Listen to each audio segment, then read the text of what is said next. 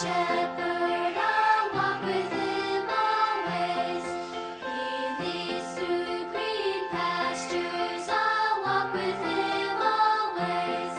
Always, always, I'll walk with him always. Always, always, I'll walk with him always. The Lord is my shepherd, I'll walk with him always.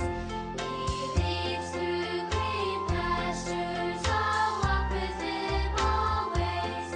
The Lord is my shepherd, I'll walk with him always. He leads through green pastures, I'll walk with him always. Always my shepherd, I'll walk with him always. Il-paċi miegħek lilek li se segwi dan il-programm. Nibdew billi nsejħu it-Trinità Qaddisa fostna, bl-isem tal-Missier u tal-Iben u tal-Ispiritu Santu. Amen. Jien Sister Teresa Camilleri Soru Agostinjana bil-għajnuna Talla, erġajna ltqajna l-darbohra biex naddu flimkien din l-iskeda ġdida.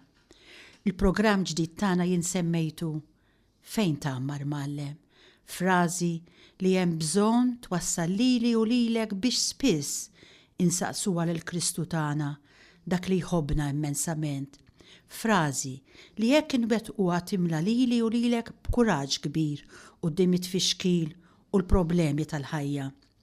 Dan il-programm hekk kif dejjem ippruvajt nagħmel huwa bbażat fuq l-Iskrittura għax il-qofol tal-kelma fl-Iskrittura żissemmija huwa dan, storja ta' mħabba li għandu Alla lejn il-bnedmin. Il-kelma tal-Alla weħeda għandha saħħa irreżistibbli tafux li ma tistax tiqfilha.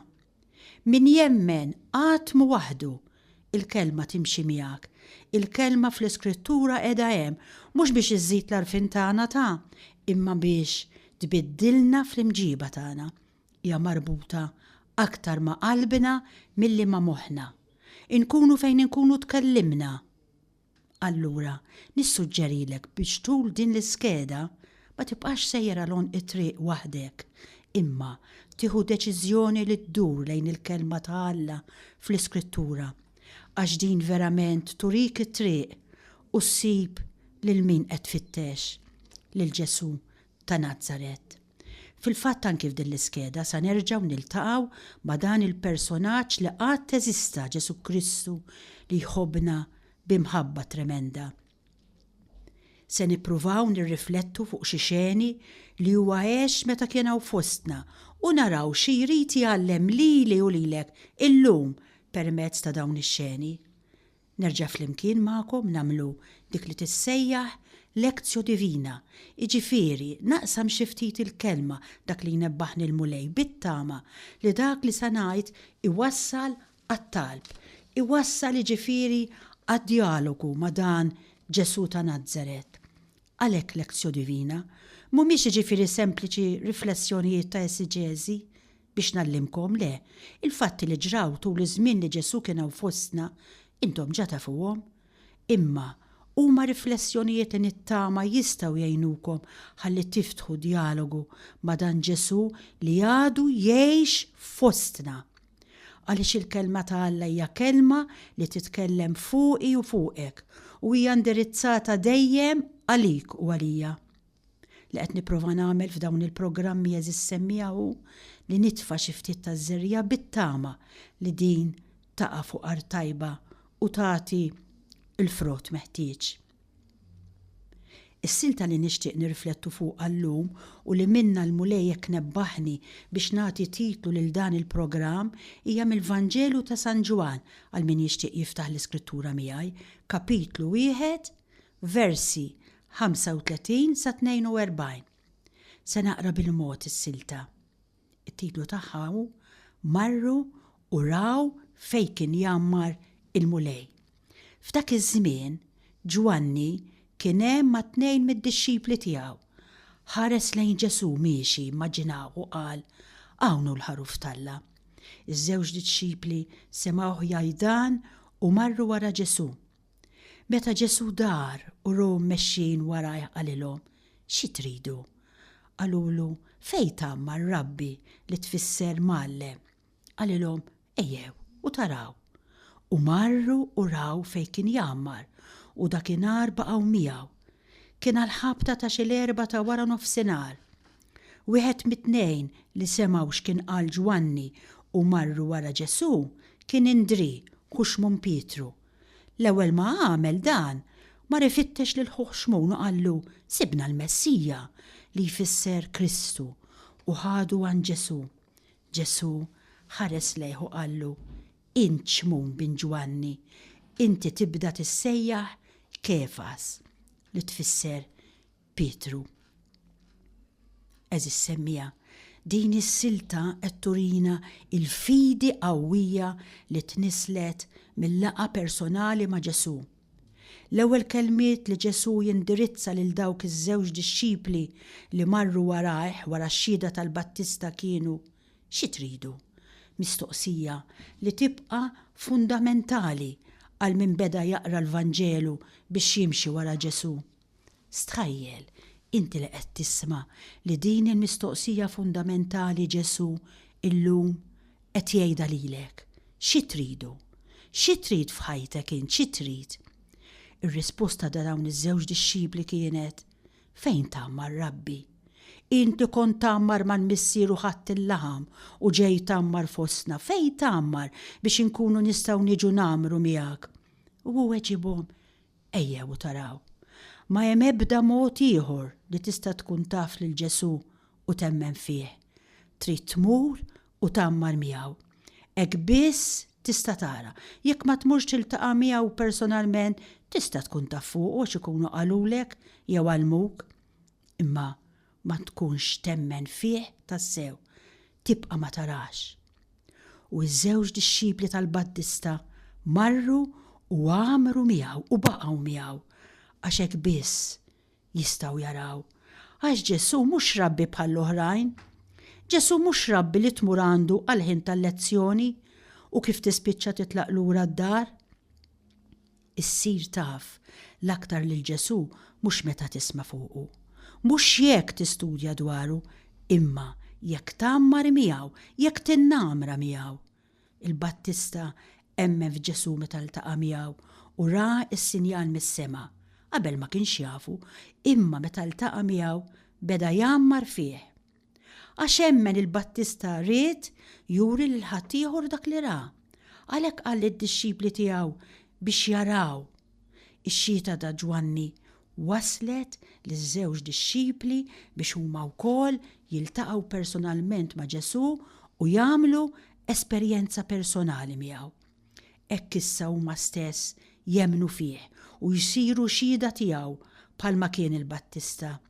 U għalhekk l-istorja ma tistax tieqaf hawn, l-istorja komplet u trid titkompla illum ukoll eżis semmija. Edna wieħed minn dawk li qagħdu miegħu kien Indri, Xmun Pietru. L-ewwel ħaġa li Indri issa dixxiplu mhux tal-Battista ma ta' Ġesu, għax kien iltaqa' personalment ma' Ġesu u għammar miegħu, kien li mar ifittex lil Xmun, sabu u ta' xhieda ta' fidi li issa kellu f'Ġesu billi qallu sibna l-Messija ta' li tfisser il-Kristu. Ix-xhieda ta' Indri kienet dik li tqanqal għal-fidi. Imma biex Xmun ikun jista' jemmen Indri x'għamel? Ħadu personalment għand Ġesu biex anki hu jagħmel esperjenza ta' jiġi u jara. Ma kienx biżżejjed għalih Indri l-esperjenza li lejliet għamel hu ma' Ġesu, imma kien importanti li jwassal ukoll lil Xmun għand Ġesu. Hekk biss jista' mbagħad Xmun jaċċetta lil Ġesu, jibdillu ismu biex jagħtih missjoni ġdida. Hekk biss seta' jsir Pietru u jibda jemmen f'Ġesu u jsir xhieda tiegħu. U Pietru ġie u ra. U Ġesu nimmaġina li ħares lejn Pietru, jara hekk kif inhu, jara l-ġenerożità tiegħu, il-kapaċità li kellu li jħobb, l-emozzjonijiet imqanqla tiegħu u anki d-djufija tiegħu li kellha tkun is-salib tiegħu tul ħajtu kollha. imma bi Kristu dan il-bniedem kellu jsir blata. L-istess kull wieħed u waħda minna. Mingħajr Kristu ma niswewx solt, il-kol dajfa, ma tistax torbot fuqna. Ngħidu ħafna kieku, imma malli jberra inwarbu. Ma Kristu iżda aħna wkoll blata. Bi Kristu namlu ħafna frott. Bi Kristu aħna qaddisin. Jekk inħarsu lejna nfusna, nerqu, għax naqtaw qalbna żgur. Imma jekk ħarsitna tiffissa fuq Kristu, jirnexxielna iva anke nimxu fuq il-baħar. Ma Indri kien hemm dixxiplu ieħor li ma jsemmix ismu aktarx li kien Ġwanni l-Evanġelista, innifsu li kiteb dan il-Vanġelu għax kien iħobb jaħbi ismu. U wkoll mar sejjaħ lil ħuħ ġagbu. Hekk il-ħbieb ta' Ġesu jinġabru bil-kuntatti personali u ma jsejħu wkoll lil Filippu imbagħad lil Natanjel jew kif inhu wkoll magħruf Bartilmew. Dan juri ruħu ftit aktar suspettuż mill-oħrajn, jistaqsi aktar domandi tqal. Imma Ġesu jirrispetta din il-komplessità akbar ta' karattru u l-ispirtu anqas sempliċi tiegħu, għax jara fih bniedem li jistaqsi onestament. Kien fil-laqgħa personali tiegħu iva ma' Ġesu li Natanjel emmen. Natanjel mar u ra. Natanjel għaraf li Ġesu kien dak li kien ġie minant il-missier. Għaraf li kien Ġesu li sejjaħlu qabel ma ltaqa' miegħu Filippu. Fihom kollha, fin-nisġa ta' bejniethom Ġesu jammar. Fihom ukoll timbena id-dar tal-missier. Fil-Vanġelu ta' Ġwanni għandek esperjenza, għandek proċess ħieħ ta' laqa personali ta' kull wieħed ma' Ġesu. Kull wieħed biex isir dixxiplu kellu jgħaddi mill-esperjenza ta' jiġi u jara biex wara jkun jista' jitkellem ma' oħrajn dwar Ġesu. Wieħed jista' jqajjem interess dwar Ġesu mal-oħrajn, imma dan mhux biżżejjed. Il-Vanġelu jinsisti li ħadd ma jista' jemmen f'Ġesu u jsir xhieda u dixxiplu tiegħu jekk ma jkunx jiltaqa' miegħu b'mod personali. Meta wieħed jiltaqa' miegħu personalment ma' Ġesu u jibni relazzjoni personali miegħu mbagħad iva jibdel ħajtu. Dan hu dak li kien speċjali fl-ewwel komunità Nisranija, meta persuna kienet tiltaqa' ma' Ġesu u temmen fih, kienet minnu fih tibda tevanġelizza lill-oħrajn. Ma kontx timmaġina li persuna li tkun iltaqat ma' Ġesu se tibqa' kwieta u ma tibdix minnu fih titkellem dwar Ġesu. L-entużjażmu tagħhom kien jidher u jittieħed mimlijin entużjażmu, kienu jridu bil-fors jitkellmu dwar li mgħallem. Kien ikollhom xewqa kbira li jġibu lill-oħrajn jiltaqgħu ma' Ġesu u jemmnu fih. Imma din il-laqa personali ma' Ġesu kif kienet isseħħ anki snin wara l-mewt u l-qawmien ta' Ġesu? Kif kienu jwasslu lin-nies biex jiltaqgħu b'mod personali mal-mulej issa li m'għadux jgħix fid-dinja? Għax Ġesu eżis semmija huwa figura tal-preżent u minkejja li Ġesu m'għadux jgħix magħna fid-dinja, din il-laqa personali ma' Ġesu għada possibbli li sseħħ anki llum. Dan huwa dak li tallimna il-komunità tad-dixxiplu l-maħbub. Għax għal din il-komunità Ġesu mhuwiex figura tal-passat, Ġesu mhuwiex jien kont, imma Ġesu għadu anki llum. Jiena hu. Ġesu mhux il-bieraħ jew għada, imma llum. Ġesu mhux kien ir-raj it-tajjeb, imma hu ir-raj it-tajjeb. Ġesu mhux kien it-triq, il-verità, il-ħajja, imma hu it-triq, il-verità, il-ħajja anki llum. Ġesu mhux kien il-mulej u Alla tiegħi, imma hu il-mulej u Alla tiegħi għal daw kollha li anki llum jemmnu fih. Ġesu għadu sal-lum jagħti l-ħajja ta' Alla lil daw kollha li jemmnu f'ismu. Għal Ġwanni Ġesu huwa l-ħobb sħaj li nieżel mis-sema fl-istess tifsira li hu l-erf ta' Alla li ġie fid-dinja għax verament hu l-erf ta' Alla li ġie fostna. Allura hu biss jista' jgħidilna min hu l-Missier għax hu biss raħ kien miegħu minn qabel il-ħolqien tad-dinja. Bl-istess mod u biss jista' ikun li kell ħaj li nieżel mis-sema, mhux fil-passat li niżel, imma fil-preżent li jinżel la hu biss kien mal-Missier. Allura u biss jista' jagħti lil daw kollha li jemmnu f'ismu il-ħajja ġdida mal-Missier, il-ħajja li hu stess kellu mal-Missier sa mill-eternità. Għalhekk Ġesu biss jista' jkun l-ikel li jmantni l-ħajja ġdida lill-Missier tagħna permezz tiegħu meta ħa il-laħam u għammar fostna. Ejjew nagħmlu minn kollox u niffattikaw is-semmija biex jirnexxielna insibu dan it-teżor u naraw x'riżultati jagħmel f'ħajjitna. Għax meta tiltaqa' mal-imħabba ta' Ġesu, meta tiltaqa' mal-ħniena, mar-rispett, mad-dinjità li jtik dal-caring ta' Ġesu, int tkun trid twasslu wkoll lill-oħrajn. U l-ikbar ferħ tiegħek f'ħajtek, it-teżor ta' ħajtek ikun li twasslu lill-oħrajn. Ikun nisimgħu issa silta mużikali li se tħeġġeġ lilek u lili biex inkunu qorrif biżżejjed u nagħtu ftit ħin kuljum lil Ġesu. Għandna bżonnu is-semmija. Għalikom is-silta.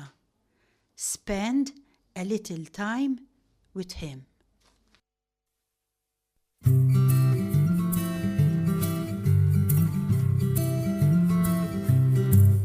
It's a busy day and there's so much to do.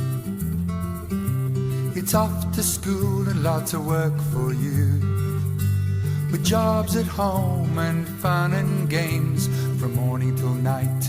It's always the same. Spend a little time with Jesus. Spend a little time. Stop what you're doing. Stop what you're doing. Hold your horses. Hold your horses. Wait a minute. Wait a minute. Just a second. Just a second. Be quiet. Spend a little time with him.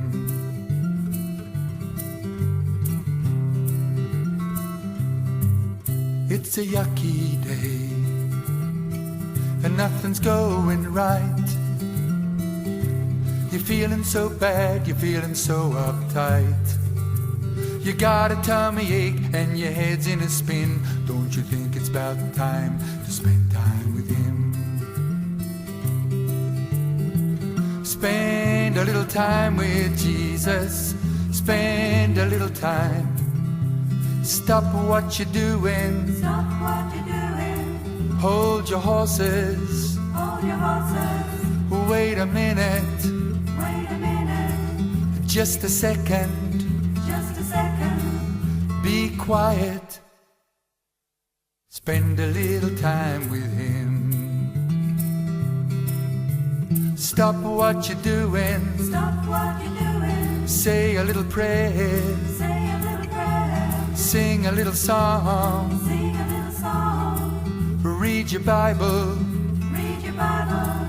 Think of Jesus. Think of Jesus. Be quiet. Spend a little time with him.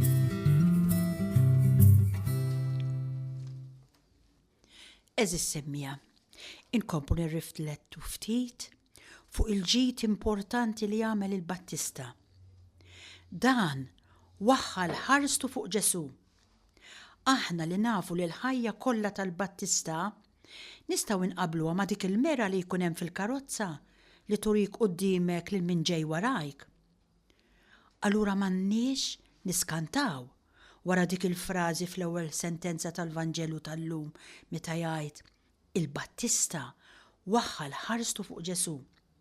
Imbagħad naqraw fl-aħħar sentenza li jekk ukoll Ġesu issa waħħal ħarstu fuq xi ħadd, mela l-Battista waħħal ħarsu fuq Ġesu. Imbagħad Ġesu waħħal ħarstu fuq xi ħadd. Hekk l-episodju kollu jinġabar bejn dan il-ħars li jinfed. Ħars tal-aħħar fost il-profeti tal-Antik Testament fuq Ġesu u ta' Ġesu fuq l-ewwel fost l-Apostli tat-Testament il-ġdid. U fil-qalba ta' din iċ-ċirkolazzjoni ta' ħars jinfed nisimgħu lil Ġesu jgħid: ejjew u taraw. U l-Evanġelista jgħidilna li marru u raw ta' bilħaq. Imma dawn x'raw? Il-frażi li biha fissru dak li xtaqu jaraw għandha taġġibna xi ftit tal-ewwel. Ridu jaraw fejn kien joqgħod Ġesu? Fejn dak li qal li fil-waqt li l-asafar tal-ajru għandhom il-bejtiet u l-pup l-erin fejn joqogħdu imma hu ma kellux imkien fejn imit rasu? Fejn joqgħod dak li twieled fi-stalla tal-bejjem u miet barra l-ħitan tal-belt għax in-nies keċċeħ minn fosthom sew fit-twelidu u sew f'mewtu. Fejn joqgħod? Dak li fil-Vanġelu qatt ma naraw qiegħed bi kwietu. Iżda dejjem jivvjaġġa, dejjem sejjer minn hawn għalhem jiġġerra dejjem it-toroq u t-traqat tal-Palestina. U aktar forsi nistaġbu bir-risposta ta' Ġesu. Ejjew u waraw. F'liema post seta' joħodhom? Liema saqaf? 4 ħitan, bi ftit mobbli fihom seta' jurihom. U x'setgħu jieħdu b'daqshekk? Forsi konna nifmu aktar malajr it-tweġiba ta' Ġesu kieku stajna naraw l-espressjoni ta' wiċċu, forsi kieku konna nilmħu bis-sima dik l-ironija ħelwa li tlewwen sikwiet lil kliemu kif jagħtihomna l-Vanġelu. Dawk it-tnejn kienu ġa mexxin warajh, kienu ġa qegħdin isegwuh u b'dana kollu jistaqsuh fejn joqgħod. Kien għadhom ma ntebħux li daru kienet sewwa sew isimgħuha sew din eżis semmija għax din għandna bżonna aħna wkoll. Daru kienet sewwa sew f'dak il-vojt ta' qalbhom li xtaqu jimlew, f'dik il-forza li mbuttathom biex jimxu warajh, f'dak id-dinamiżmu ġewwieni li spinġihom isegwuh. Ejjew u taraw fejn noqgħod, weġibhom Ġesu. Għandi naħseb bis-sima li dawlet il-wiċċu għax hu kien jaf li ma kienx hemm imkien, post, dar materjali fejn joqgħod. Iżda kien hemm mixja, triq, misraħ li matulhom jiltaqa' man-nies u jaqdihom fl-ħtiġijiet tagħhom, li fihom kultant jieqaf biex jitlob, li kien hemm is-sejħat tal-mument, tal-preżent, ta' issa biex jisma' waqt li jkun għaddej. U t-tifkiriet tal-imoddi, tal-ottijiet tal-aġeb tal-missier u tal-ebusija tal-qalb u id-dnub tal-bniedem u l-arfin li dawn tal-aħħar qatt ma setaw jisbqu lil dawk tal-ewwel. Id-dnub eżis semmija qatt ma jaqbes il-grazzja u ta' dan jirringrazzja lil missier ħanin u l-qalb tintela bis-sliem u s-serħan qabel terġa' taqbad il-mixja, it-triq li kellha twassal mis-salib għas-seb. U l-Evanġelista jgħidilna li ż-żewġ dixxip li x'għamlu raw. Iżda ma jsemmi ebda mkien, post jew dar fejn ħadhom Ġesu, isemmi sewwa sew ħin l-4 ta' wara nofsinhar, bliema preċiżjoni San Ġwan ftakar dak li ra, jgħidilna għaddew ġurnata miegħu. Żgur li ma fehmux kull ma raw, iżda fehmu biżżejjed biex jiddeċidu li jimxu u jistrieħu miegħu. Kienu iltaqgħu miegħu fit-triq hekk kif aħna niltaqgħu ma' ħafna nies. Kien hemm il-Battista li jurihulhom għaddej bliema sempliċità seħħet is-sejħa tagħhom. Kemm faċilment setgħu lil Ġesu ma rawhx, jew rawh u ma għarfuhx, bħal tant oħrajn, sewwa sew bħalma kultant jien u int. Ma narfux lil wiċċ Ġesu fil-folla, f'wiċċ kull wieħed minn ħutna li dak il-ħin ikollu bżonna.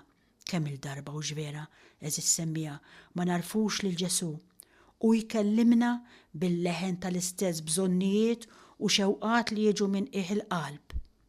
Xi tridu jistaqsi Ġesu u aħna stess ma nafux infissru bil-klim tas-sew xirridu nistaqsu għal xi ħmerija u rini d-dar tiegħek meta dak li rridu huwa l-qalb, il-ħbiberija, l-imħabba. Ngħidu darek iżda nfissru lilek. Mhux idejat astratti, mhux ideoloġiji u sistemi, iżda persuni rridu, mexxej, feddej. U għax ma narfuħx lil Ġesu, nimxu wara ħaddieħor omja wara omja sakemm naqgħu fil-fondoq. Ejjew naraw kif Ġesu biddel il-viżjoni tal-apostli għallimhom jaraw bajnejh biex jaraw mhux dak li jidher minn barra biss iżda wkoll it-tifsira, ir-ruħ, l-intenzjonijiet tal-qalb. Biddel il-vista spiritwali tal-apostli biex huma wkoll isiru jaraw bħalu.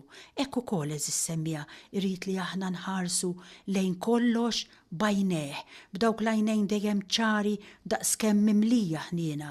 Inħarsu u ma narawx dejjem lilna nfusna fiċ-ċentru tad-dinja bħalli kieku konna aħna l-qofol tal-ħajja. Imma jeħtieġ eżis semmija naraw lill-oħrajn u nkunu lesti nċedulhom saħansitra il-postana. Indri kif rajna f'din is-silta kienu l-ewwel li ltaqa' ma' Ġesu, iżda Ġesu għażel lil Pietru biex ikun il-kap tal-apostli li żgħir miż-żewġ taħwa dak li sejjaħlu ħuħ il-kbir. Ġesu ma jammettix preċedenzi li mhumiex biss funzjonali imma dawk biss meħtieġa biex nimxu il-qudiem flimkien. Kemmu sew li aħna wkoll immorru nfittxu lil dan li mgħallem u nħalluh jimlina bih. U ngħidulu bl-akbar sinċerità flimkien. Kompli mexxina warajk. Ejna nifmu li biex nimxu warajk però rridu nġibu wkoll oħrajn magħna li biex inkunu dixxipli tiegħek rridu nkunu wkoll apostli billi mmexxu lil ħadd ieħor ukoll għal warajk. Għamel li ma nieqaf qatt nistaqsi fejn tagħmar Mgħallem, fejn nista' nerġa' nsibek u nħossok, noqgħod ftit miegħek u niskopri li int m'għandekx fejn tmit rasek, m'għandekx amara fissa dejjem miexi kif rak Ġwanni llum. U inti tridni mulej dejjem nistaqsi nfittex biex nilmħek u nimxi warajk. Trid tarani mixja warajk bħalma rajt iż-żewġ dixxipli ta' Ġwanni. Tridni niġi u nara. Iva mulej, nixtieq, irrid niġi. Tridni mmur nfittex lil ħija biex nresqu lejk, biex nersqu lejk flimkien. Għax miegħek mulej m'hemmx waqfien, m'hemmx irqat, m'hemmx vaganzi, imma rridu nagħmlu mixja kontinwa. Għax min qiegħed idejh fuq il-moħriet u jħares lura mhux tajjeb għal miegħek. Żommni mixja mulej basta warajk, inkella naħli żmien u enerġija, nissogra li niżbalja d-direzzjoni, fakkarni nistaqsi minn żmien għal ieħor fejn qiegħed sew int biex nimxi biss fid-direzzjoni tiegħek biex inħajjar oħrajn jersqu lejk biex naraf sew għalfejn qed issejjaħli. Ekku qabel nispiċċa jien nixtieq nitlob lil dan il-mulej illum anzjuż għaliku għalija biex jenna mmorru nfittxuh u meta nsibuh kif ġara lil dawn id-dixxipli rajna ma telqu qatt. Nawgura lilek ukoll li kont magħna għal dan il-programm li mill-aktar fis issaqsih fejn tagħmar u tisimgħu iwieġbek ejja wara. Mur, titlifx din l-okkażjoni. Il-paċi miegħek.